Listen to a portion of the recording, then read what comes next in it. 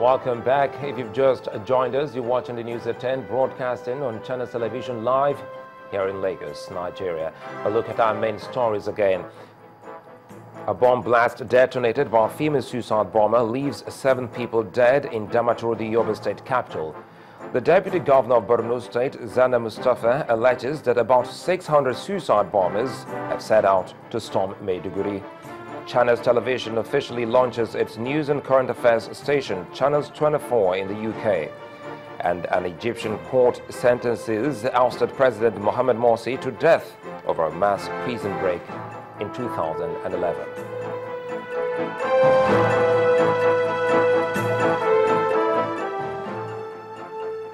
All our top stories can be found on our website, channelstv.com, and on youtube.com/channelsweb. Visit m.channelstv.com to view us live on your mobile device. You can also download the Channels TV app for Android, iOS, and Windows phones from their respective stores. We urge you to please interact with the Channels Eyewitness feature on our Android, iOS, and Windows 8 platforms.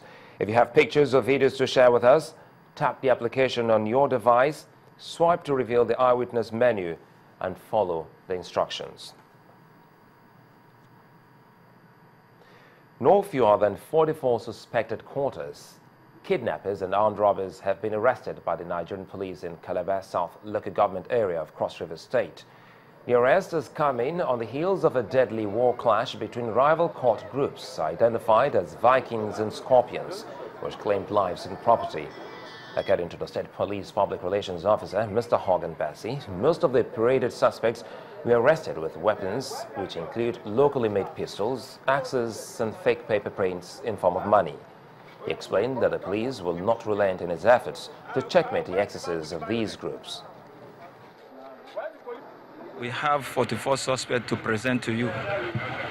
They have made very useful statement to the police.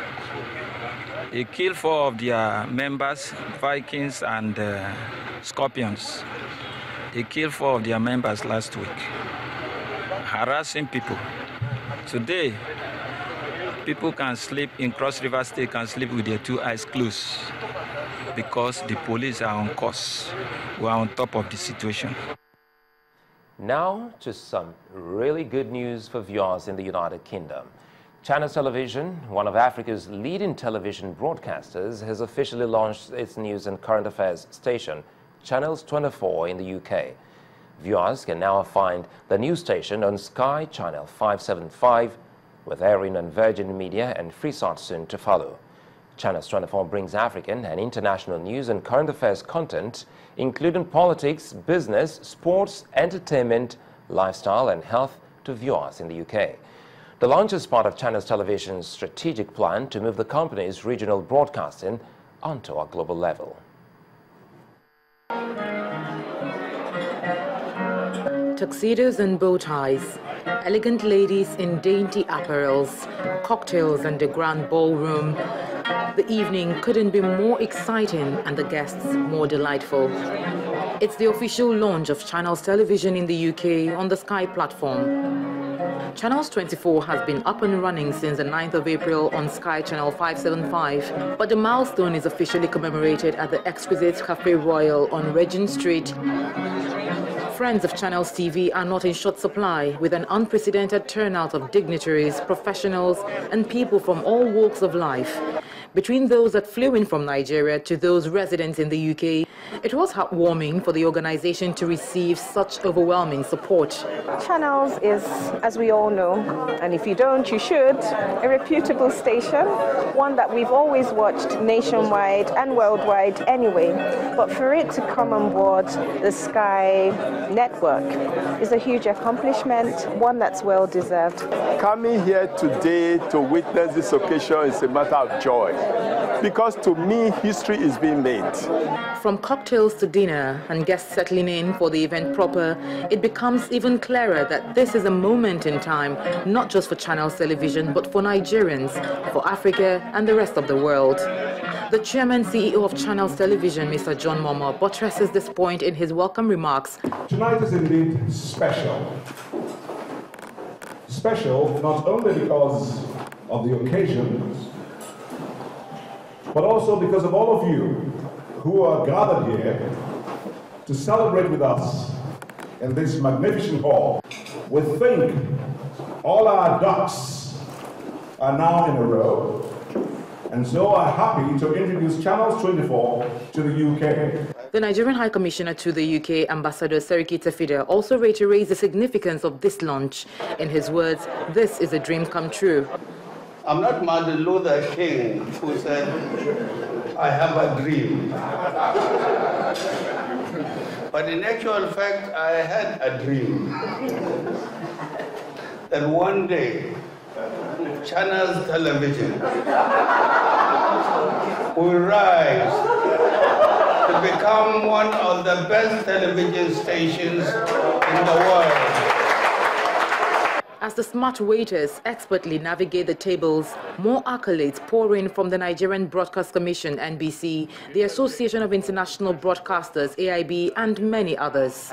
There's plenty to happen in Nigeria, and I'm really proud that Mr. Momo, his lovely wife, and his team, they're leading the charge to make our country great as far as broadcasting is considered. At the Association for International Broadcasting, we are very proud to have Channels as one of our members alongside the BBC, Al Jazeera, Euronews, and a host of other broadcasters around the world. Other guests also took out time to emphasize the big picture.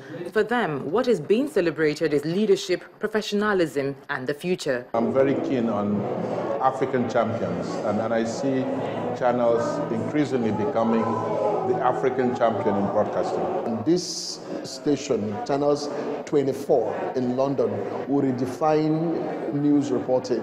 It will also help to tell our story. Because my mom always said, if you don't tell your story, if you don't tell yourself, no one will do that for you. The whole thing is anchored around the staff, the professionalism that it's embedded in the staff, and the fact that we are very focused and we know what we want to give to the public. Actually, the response and the turnout exceeded our expectations. We had in the audience vested interests, and the community here also, Nigerians here were represented, and a friend from all over the world, especially in the broadcasting sector. So we just think that we are on a sure footing in the United Kingdom, and we think from here on we should be going to other parts of the world. In the coming days, the UK can expect to see professional, relevant, authentic and innovative programs on Sky Channel 575 from Channels 24. In London, Doris Okenwa, Channels Television News. Well, for those with Ambassador Tafida, dreams do come true. Now back to Lagos here. After the 48 hours ultimatum by the Lagos State government giving tanker and truck drivers to vacate Papa Oshodi Expressway, there's now a free flow of traffic on the highway. Our correspondent Loretta Chogo, however, reports that the evacuation success is yet to be total, as the traffic congestion has only moved towards the Berger and Tinkan Island area of the highway. I'm right here at the spot where I was some few days ago, where we recorded a heavy traffic congestion caused by hundreds of tankers heading towards the petrol tank farms to get fuel. And that's in the wake of the fuel scarcity across states in the nation. Now, 48 hours after the Lagos State government declared that they must vacate the expressway and, of course, the service lane, you can see behind me that the road is entirely free. For weeks, motorists and business owners around this area have been the worst hit in the traffic lockdown caused by container trucks and tanker drivers on Apapa Oshodi Expressway in Lagos. The success of the evacuation is partial, even though the tanker drivers have left the highway. The current threats are the long lines of container trucks, which has extended congestion from Berger area towards Tinkan Island, where the seaport is located. All of the trucks, plenty of them went empty yesterday, and they have spent like a month in this road. They shit on the express, they bath on the express, so kind of things they did in this express. They even spoiled many business. People selling cars, they spoiled many business in this Berger, down to First Rainbow, because You coming all the way from east or from any place, come to Bergen and come and buy car, you can't drive in because of the hold up. Sometimes you'll be in this hold up, some boys will attack you because you are jam-packed with all those trucks. Some of these smaller self, they do rob some cars now. Some of them came from far distance. Without the government to do here, they will come here to auto with a tanker. Because they said they have to get tickets before you come here to load. So most of them come to here to Oslo without no ticket. So those ones that come into Oslo is that the ones making people to jam pack. It's not the ones that have ticket to make it to jam pack. If they do it, you come by ticket here, the road will be moving gradually. But those that are coming illegal to load on their own on business level, it's those people that want to jam pack the roads. They said it's 48 hours. Why today is Saturday? And they started moving yesterday. So I'm very happy. So what I will look after now, or what I will look up to now, I want to look up that tomorrow is Sunday, Monday. But I can see any improvement on the road on Monday. So that's why I'm looking towards now. Meanwhile, the reason for the initial traffic congestion caused by tanker drivers is yet to be resolved. Fuel scarcity is biting harder as the product sells from 100 to 150 naira, a much difference from the 87 naira approved pump price. Oil marketers say the product sells above 100 naira from the private depot, while the government depot sells at 84 naira 50 kobo, but has a shortage of fuel. Until the result is total, residents, business owners and motorists fear Apapa-Oshodi Expressway would continue to experience traffic snarl if monitoring and enforcement measures are not adopted. Loretta Chiogo, Channels Television News. The last may not have been heard concerning the fuel scarcity in the country, as the petroleum marketers say the money borrowed from the banks has not been paid by the federal government. However, the president of Petroleum and Natural Gas Senior Staff Association of Nigeria, Mr. Francis Johnson, says the step taken by the oil marketers is born out of fear of the unknown. Not causing any problem because we borrowed money from the banks. We must return this money to the banks. With interest? With interest if we delay in returning the money. So our request is, you give us an agreement, you pay us within 45 days. You've exceeded the 45 days. For every day in excess of the 45 days, we are charged interest. We need to pay back this money. In fact, if you pay within the 45 days, we won't talk about interest at all. So right now your problem, is it the money or the interest on top of it? Both, because we need to pay back the money to the bank. Yes. And the banks, mind you, the banks have told us they are not financing again because they have reached their credit ceiling to our members. Okay. That is actually why we don't have product right now. See, I think the main problem that's happening, and will also say the truth, is that the marketer, Dapman, all of them, this is the fear of the unknown. Because that the new government has come in that has a little tolerance for corruption. So it's better for them to get their money now before the new government comes in. It's better I collect my money before a new government comes in. I don't want to go a process or do through a process that, yes, I'm owing 200 billion, and let them go and verify.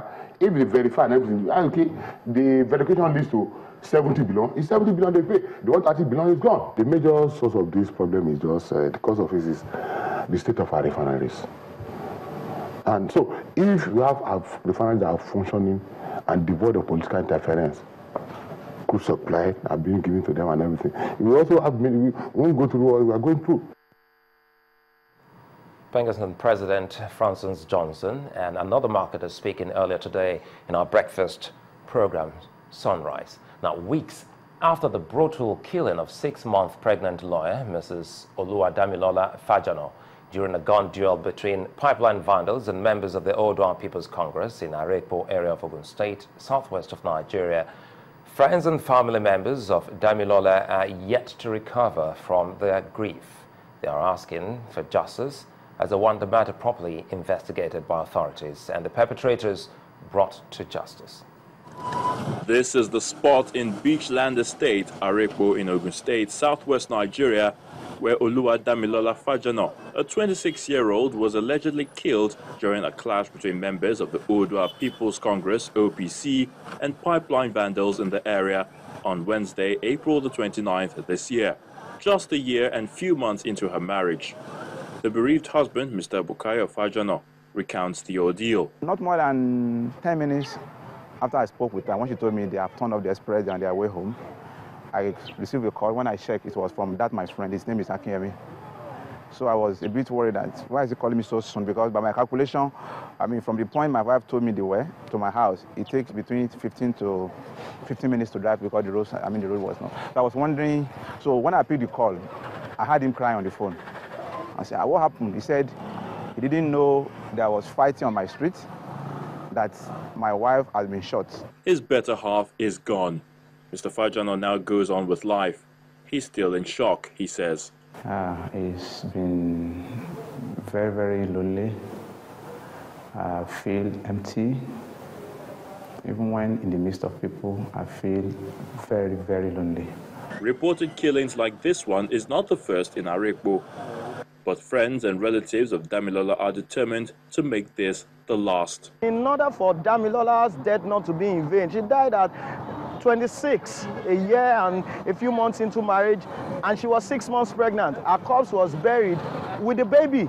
The baby was taken out. It means that that baby too could have survived. Her husband, a 40-year-old man, who was just going to have his first son, all right, just a year into marriage. So you can imagine this predicament. We are not going to allow it go just like that. The Arekpo area of Ogun State has recently become rife with cases of pipeline vandalism, and the people of the community are asking for respite from concerned authorities. What we appeal to government is to help us relocate this security post that has become the target of attack to probably where the vandalization is going on. Because within this axis, there is no vandalization going on here. So we don't really know what the security post is serving here. A brilliant lawyer and promising young woman, Damilola Faggiano, was indeed a candle in the wind. Now that the cold hands of death has taken her from family and friends, what is left is how the authorities will help protect the Arekpo community from the hands of these pipeline vandals. Quite sad. Channel Television will stay on this and bring you more updates. Still ahead on the news at 10, our focus on health tonight takes a look at exclusive breastfeeding. Join us again.